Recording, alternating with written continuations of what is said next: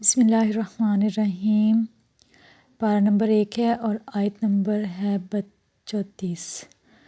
وَإِذْ قُلْنَا لِلْمَلَائِكَةِ اسْجُدُوا لِآدَمَ فَسَجَدُوا إِلَّا إِبْلِيسَ أَبَىٰ وَاسْتَكْبَرَ وَكَانَ مِنَ الْكَافِرِينَ۔ اور وہ وقت بھی یاد کرو جب ہم نے فرشتوں سے کہا کہ آدم کو سجدہ کرو تو سوائے ابلیس کے سب فرشتوں نے اسے سجدہ کیا۔ ابلیس نے اس حکم الہی کو تسلیم نہ کیا اور گھمنڈ کیا اور کافروں میں شامل ہو گیا۔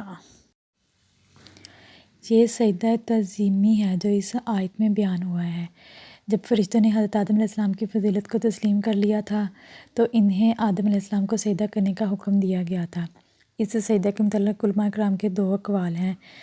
ایک یہ کہ سجدہ چونکہ اللہ تعالیٰ کے حکم سے ہوا تھا، اللہ تعالیٰ نے کہا تھا، تو لہٰذا یہ جو سجدہ تھا یہ حضرت آدم علیہ السلام کو نہیں بلکہ اللہ تعالیٰ کو سجدہ کرنے کے مترادف تھا۔ کیوں؟ کیونکہ یہ اللہ تعالیٰ کے حکم کی تعمیل تھی۔ اور دوسرا یہ کہ یہ سجدہ تعظیمی تھا جو ہماری شریعت سے پہلے، یعنی کہ حضرت محمد صلی اللہ علیہ وسلم کی امت سے پہلے، حضرت محمد صلی اللہ علیہ وسلم کی نبوت سے پہلے یہ سجدہ جو تھا وہ جائز تھا۔ جیسے سیدنا یوسف علیہ السلام کے بھائیوں نے بھی سیدنا یوسف علیہ السلام کو یہ سجدہ کیا تھا۔ تو یہ دونوں ترجیحات درست ہیں، لیکن اب شریعت محمدی میں سجدہ تعظیمی کی کوئی گنجائش نہیں ہے کہ ہم مسلمان مسلمان یہ سجدہ نہیں کر سکتے۔ اور دوسری بات جو اس آیت میں ہے کہ ابلیس نے سجدے سے انکار کیوں کیا؟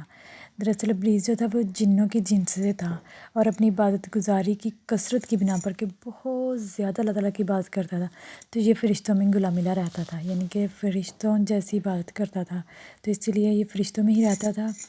تو جب فتنہ فساد کی بنا پر فرشتوں نے جنوں کو سمندر کی طرف مار بھگایا تو اس وقت بھی یہ فرشتوں میں ہی شامل تھا۔ اور جن بھی چونکہ مکلف مخلوق ہے اور قوت اختیار رکھتے ہیں تو لہٰذا جنوں کے بعد ابلیس خود خلافت عرضی کی آس لگائے بیٹھا تھا کہ ان کے بعد میں بادشاہت کروں، میں خلافت کروں۔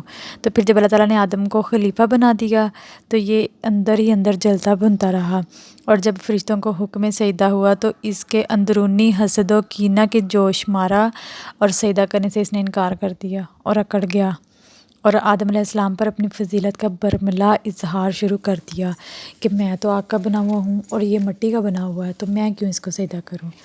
تو اللہ تعالیٰ نے اس کو کافر قرار دیا کہ یہ کافر ہے۔ گویا اس کا جرم صرف یہی نہیں تھا کہ اس نے سجدہ نہیں کیا، بلکہ اس سے زیادہ جرم یہ تھا کہ تکبر کی بنا پر حکم الہی کے مقابلے میں اپنی برتری بیان کرنا شروع کر دی۔ یہاں پر سوچنے کی بات یہ ہے کہ اللہ تعالیٰ نے ابلیس کو ایک دفعہ سجدہ کرنے کا حکم دیا اور اس نے ایک ہی دفعہ انکار کیا، تو دیکھیں اب تک اور تا قیامت تک وہ کافر ہی رہا اور اللہ تعالیٰ اس کو کافر ہی ماریں گے اور اس کا ٹھکانہ جو ہے وہ جہنم ہے۔ صرف ایک دفعہ اس نے انکار کیا، اور ہم مسلمان کتنی دفعہ ہم انکار کرتے ہیں دن میں اللہ تعالیٰ کی کبریائی کا۔ اللہ تعالیٰ ہمیں حکم دیتا ہے سجدہ کرنے کا، 5 دفعہ ہمیں بلاتا ہے، 5 دفعہ اذان ہوتی ہے اور ہمیں سجدے کے لیے بلایا جاتا ہے اور ہم نہیں جاتے۔ تو بتائیں کہ ہم کتنا تکبر کرتے ہیں، ہم کتنا انکار کرتے ہیں اللہ تعالیٰ کے حکم کا۔ حضرت آدم علیہ السلام کا ارتقاء کی کڑی نہیں، جیسا کہ آج کل ران کا نظریہ ارتقاء کالجوں وغیرہ میں پڑھایا جاتا ہے کہ انسان بندر کی اولاد یا اس کا چچیرا بھائی ہے۔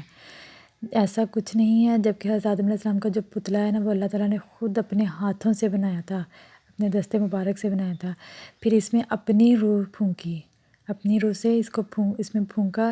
اس نفع روح سے انسان میں فہم، قوت، عقل، ارادہ، اختیار، تمیز و انضباط پیدا ہوئے، یعنی کہ جس کی بنا پر ہم دوسری مخلوق سے برتر ہیں، بڑھ کر ہیں، اشرف المخلوقات کہلائے جاتے ہیں۔ کس وجہ سے؟ جو اللہ تعالیٰ نے اپنی روح کو حضرت آدم علیہ السلام کے اندر پھونکا تھا، اس بنا پر ہمیں عقل و شعور ملا ہے، اس بنا پر ہم دوسری مخلوق سے بڑھ کر ہیں۔ اور سوچیں کہ ہم کیا کرتے ہیں، نہ ہمارے روزے اچھے، نہ ہماری نمازیں اچھی، نہ ہمارا اخلاق اچھا، تو پھر ہم کیسے برتر ہو گئے؟ اس لیے انسان کو اللہ تعالیٰ نے اشرف المخلوقات بنایا ہے تو اپنے آپ کو پہچانیے اور اپنے آپ پر کام کیجیے، اپنے اخلاق پر، اپنی عبادات پر۔ اللہ تعالیٰ ہم سب کو عقل و شعور عطا کرے اور ہمیں نیک بننے کی توفیق عطا فرمائے۔ وآخر دعوانا ان الحمد للہ رب العالمین۔